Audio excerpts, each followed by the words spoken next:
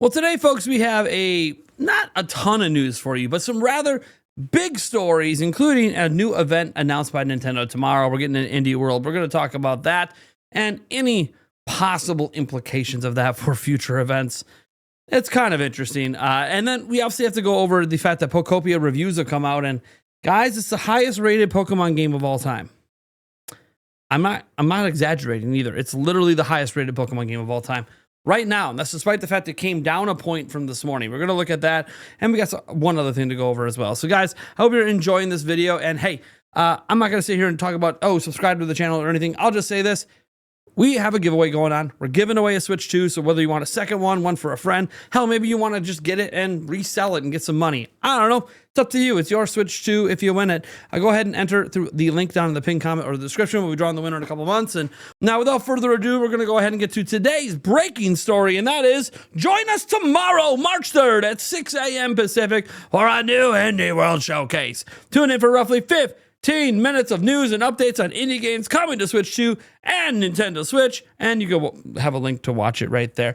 We obviously have no idea what's going to be in this indie world. My hope is that Mina the Hollower gets a release date update. That would be really cool, but 15 minutes, not super long. We will be live streaming it. We will be live about an hour before it starts, roughly. So I hope to see all you guys bright and early tomorrow morning for a fairly quick event from Nintendo. That being said, folks, it's really interesting when we think about this indie world because Nintendo has done a bunch of events already this year, right? We have the Mario Galaxy Movie Direct, which we might get another one of those later this month, potentially, because there's usually at least one more trailer before launch. So yeah, I expect there to be another Mario Galaxy Movie Direct.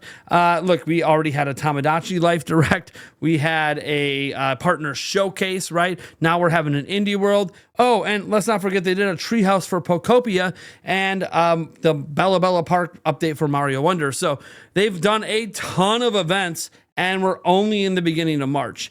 The one event they haven't done is a general direct. And it is true there is typically a partner showcase and a Indie World at times before a general direct. So while I do suspect the next event's going to be something Mario related, maybe a Mario Day or maybe just the Mario Galaxy Movie Direct, besides that, I do think the next major event from Nintendo beyond the movie is going to end up being a general direct. When that's going to happen, I don't know.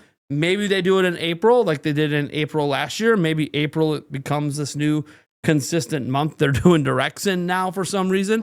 Beats the hell out of me. But I don't know. I would venture to think they would probably want to do the direct before the investors meeting.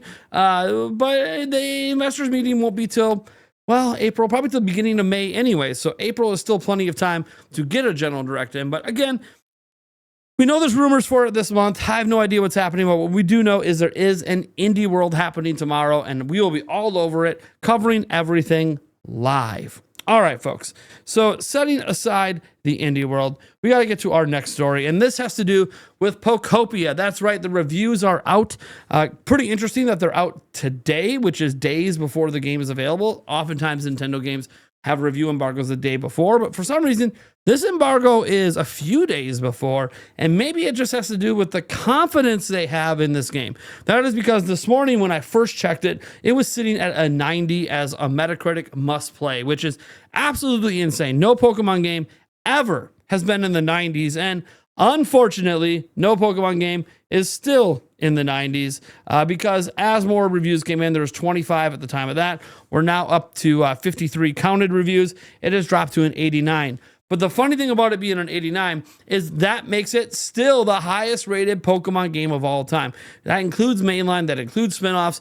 The highest rated ever was Black and White at an 88, and now we're seeing Pokopia at an 89. Will it drop another point? Will it somehow pop back up to 90? I don't know. Maybe it'll just stay right at 89. The point is, the game got incredible reviews. And one thing I want to note about these reviews, and I did watch a few of them because this isn't a game I really plan to get, so spoilers to me are not really as big of a deal. One thing I wanted to note is that they seem to just be really impressed overall at the variety of gameplay there is in this. Yes, there's a story that seems a little obvious to some of the reviewers, but the thing is they give you so much to do and they have so many clever ways they approach the story and approach the world building and approach just living as a Pokemon amongst Pokemon that they end up just really loving it. They pretty much say it fixes all of the problems a lot of reviewers have with Animal Crossing, which actually reviewed higher, and fixed a lot of the problems people have with Dragon Quest Builders, and kind of just made a perfect cozy game by many estimations. Obviously, not everyone likes every mechanic, or this would be like a 9+ in 95 or something like that. But this is now the highest rated major AAA style game to come out this year. I think the previous highest one to come out this year was Resident Evil Requiem last week. This one's now technically a point ahead of that one. So take that for what you will. That is an early year game of the year contending kind of score. Now we just have to see if the sales end up backing up the reviews, because the reviews may not matter as much for cozy games, but we have seen some of the most popular cozy games happen to also be really highly reviewed. So take that for what you will. We'll have to wait and see. And we just have one last story, and this deals with a bit of Resident Evil Requiem. Essentially, the sales data for last week is in for the UK, and we get an interesting look at how it's selling on Switch 2 in particular. So we're over here at Nintendo. Everything says UK software sales chart is in here. And it says, Resident Evil Requiem was a huge release last week, debuted at #1. You can already see it on the chart there. But it said it's no surprise that it lands at #1. The sales split, though, is where things get interesting. So 54% of them were on PS5. No surprise there. That's typical lead platform for most AAA third-party games. 36% on PC. Again, no surprise to see PC chiming in at 36%. That gets you all the way up to 90%. And then you see 6% for Xbox. And this is the one that really sucks to see, is Switch 2 only at 4%. While that may seem disappointing, it's interesting because what's actually being said out there is the Switch 2 version sold more in the first week than Mario Tennis Fever did, and was about the same as Cyberpunk. So I guess in the UK perspective wise, this is okay sales, but 4% of the total sales, not super fantastic. Finishing behind Xbox even, not super great, I would say. But things might have a different tune in other territories. There are reports out there about the physical version being sold out at 3 major retailers in Japan. We've had sellouts of the physical version all over the US, has been happening like crazy. And again, I know it's weird that we're seeing a sellout of the physical version considering it's a game key card, but it is what it is. Maybe they just didn't stock a lot of them. Maybe most of the sales are going to be digital. Got to remember, these charts don't include digital data for the Switch 2, so the Switch 2 sales percentage could be higher if digital data is counted. We don't know. But yeah, obviously, third parties are having quite the slow start in the UK. Of course, Switch 2's install base is still building up in the UK. It's got a ways to go to catch up to the other platforms. Anyways, I think even Xbox has more units sold right now overall in the UK than the Switch 2 does, but that could be changing here in the next year or two.